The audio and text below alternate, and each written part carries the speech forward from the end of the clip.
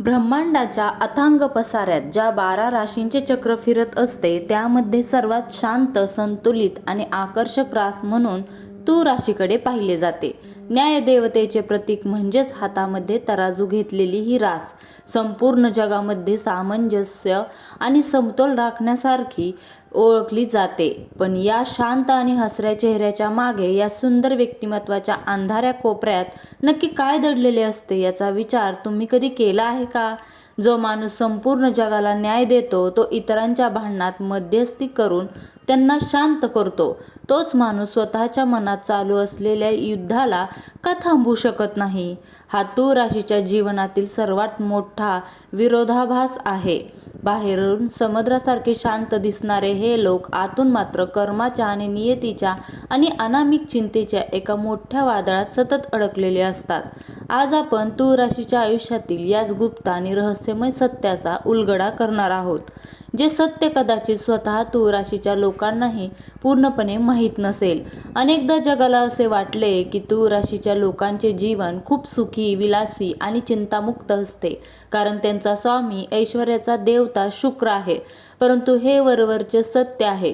प्रत्यक्षामध्ये तूळ राशीचे लोक जितकी चिंता करतात तितकी चिंता कदाचित दुसरी कोणती रास करत नसेल.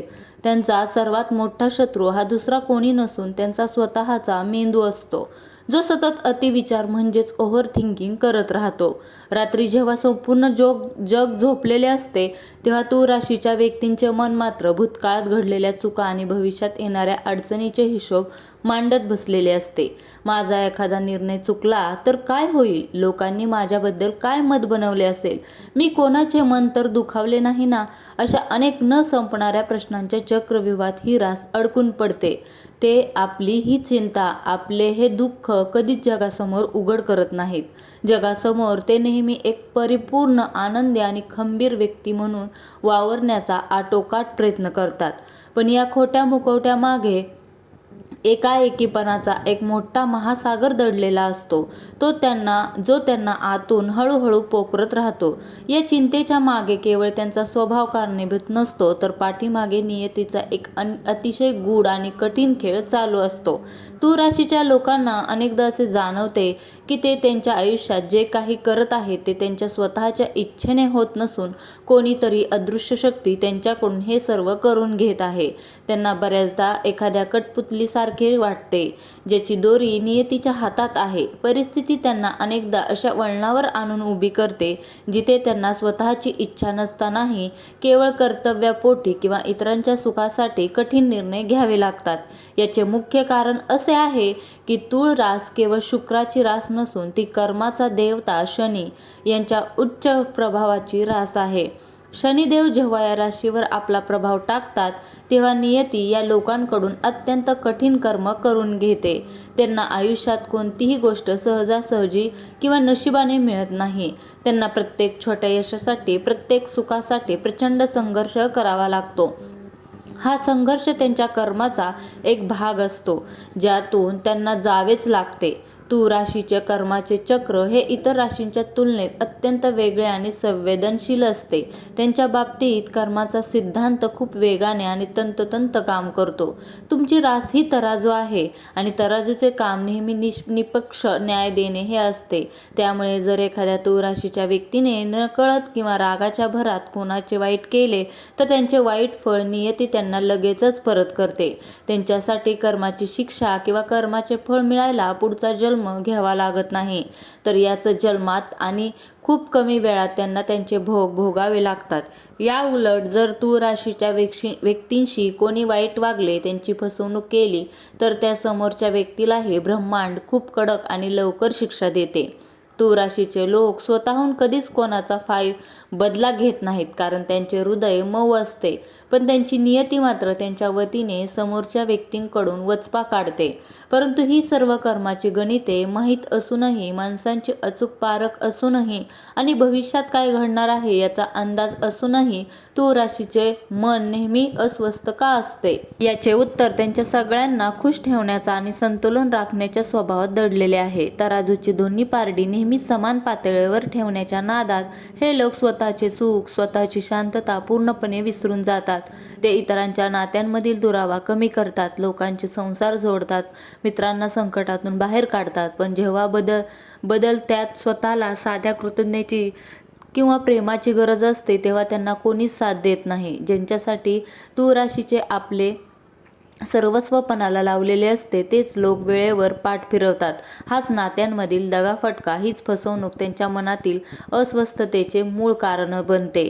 त्यासोबतच काय बरोबर आणि काय चूक यांच्या मधोमध अडकलेल्यामुळे त्यांना वेळेवर योग्य निर्णय घेता येत नाही आणि ही निर्णय घेण्याची अक्षमता त्यांना मानसिकदृष्ट्या थकावून टाकते. या सर्व मानसिक त्रासातून आणि कर्माच्या कठीण भोगातून बाहेर पडण्याचा एक निश्चित महामार्ग देखील नियतीनेच ठरवून दिला आहे. तूळ राशीच्या लोकांना जर त्यांच्या आयुष्यात खरी शांतता हवी असेल, तर त्यांना सर्वात आधी जगाला खुश करणे बंद करावे लागेल. प्रत्येकाचा हो ला हो म्हणणे आणि प्रत्येकाची जबाबदारी स्वतःच्या खांद्यावर घेणे त्यांना थांबवावे लागेल. जिथे स्वतःचा स्वाभिमान दुखावला जातो किंवा जिथे आपली ऊर्जा वाया जाते, तिथे स्पष्टपणे नाही म्हणायला शिकणे अत्यंत गरजेचे आहे. त्यांनी भविष्याची चिंता करणे सोडून दिले पाहिजे, कारण उद्या काय घडणार आहे हे आधीच शनिदेवाच्या आणि नियतीच्या न्यायावर अवलंबून आहे. आजचा वर्तमान काळ कसा सुंदर बनवता येईल याकडे त्यांनी लक्ष दिले पाहिजे. आध्यात्मिक पातळीवर मनाच्या या अस्वस्थतेवर मात करण्यासाठी दर शुक्रवारी पांढऱ्या वस्तूंचे जसे की साखर किंवा तांदूळ गरजू लोकांना दान करणे आणि दर शनिवारी हनुमान चालीसाचे मनापासून पठण करणे हा त्यांच्यासाठी रामबाण उपाय ठरतो. यामुळे कर्माचे दोष तर कमी होतातच, पण मनाला एक दैवी शांतता देखील लाभते. शेवटी तूळ राशीच्या नियतीचे सर्वात मोठे आणि अंतिम रहस्य हेच आहे की तुमचा जन्म केवळ स्वतःसाठी जगण्यासाठी झालेला नाही. तुम्ही या पृथ्वीवर समाजात संतुलन निर्माण करण्यासाठी, लोकांना योग्य दिशा दाखवण्यासाठी आणि कर्माचा खरा अर्थ समजवण्यासाठी आला आहात. तुम्ही एक मार्गदर्शक आहात, एक सल्लागार आहात. जोपर्यंत तुम्ही स्वतःच्या लहान लहान चिंतेत आणि अतिविचारात अडकून राहाल, तोपर्यंत तुमचे मन असेच अस्वस्थ राहील. पण ज्या दिवशी तुम्ही या चिंतेच्या पलीकडे जाऊन नशिबावर पूर्णपणे विश्वास ठेवून आपले कर्म करायला सुरुवात कराल, त्या दिवशी संपूर्ण ब्रह्मांड तुमच्या पाठीशी खंबीरपणे उभे राहील. तुमची सर्व अस्वस्थता संपून जाईल आणि नियती तुमच्यासाठी यशाचे, वैभवाचे आणि मानसिक समाधानाचे ते सर्व दरवाजे उघडून देतील, ज्याची तुम्ही कधी कल्पनाही केली नव्हती. म्हणूनच चिंतेचा तराजू फेकून द्या आणि कर्माच्या मार्गावर आत्मविश्वासाने पुढे चला, कारण विजय आणि शांतता ही केवळ तुमचीच नियती आहे. म्हणूनच चिंतेचा तराजू फेकून द्या आणि कर्माच्या मार्गावर आत्मविश्वासाने पुढे चला, कारण विजय आणि शांतता ही केवळ तुमचीच नियती आहे. मित्रांनो, तूळ राशी ब्रह्मांडाची सर्वात सुंदर कलाकृती आहे. तुमच्या मनातील अस्वस्थता ही तुमची कमजोरी नसून तुमच्या संवेदनशील मनाची निशाणी आहे. नियती तुमच्याकडून जे काही करून घेत आहे त्याच्या मागे एक खूप मोठा दैवी आराखडा आहे. ज्या दिवशी तुम्ही स्वतःच्या शक्तीवर विश्वास ठेवाल, त्या दिवशी जगातील कोणतीही चिंता तुम्हाला स्पर्श करू शकणार नाही. कारण लक्षात ठेवा, तुम्ही जगाचा न्याय आहात आणि न्याय कधीही पराभूत होत नसतो. तुम्हाला काय वाटते? एक तूळ रास म्हणून तुमच्या ही मनाची अशीच अस्वस्थ अवस्था होते का? तुमच्या आयुष्यातही असाच अनुभव आला आहे का? आम्हाला खाली कमेंट करून नक्की सांगा. जर तुम्हाला आजचा हा व्हिडिओ आवडला असेल, यातून तुमच्या मनाला थोडी जरी शांतता मिळाली असेल, तर व्हिडिओला आत्ताच लाईक करा. तुमच्या मित्रमैत्रिणींसोबत हा व्हिडिओ शेअर करा आणि आपल्या स्वामी समर्थ कृपा राशी भविष्य या चॅनलला सबस्क्राईब करायला अजिबात विसरू नका. शेजारील बेल आयकॉन नक्की दाबा, जेणेकरून नियतीचे असेच अनेक गूढ रहस्य आम्ही तुमच्यापर्यंत सर्वात आधी घेऊन येऊ. पुन्हा भेटूया अशाच एका रहस्यमय विषयासह. तोपर्यंत स्वतःची काळजी घ्या, आनंदी राहा. श्री स्वामी समर्थ. जय जय स्वामी समर्थ. धन्यवाद.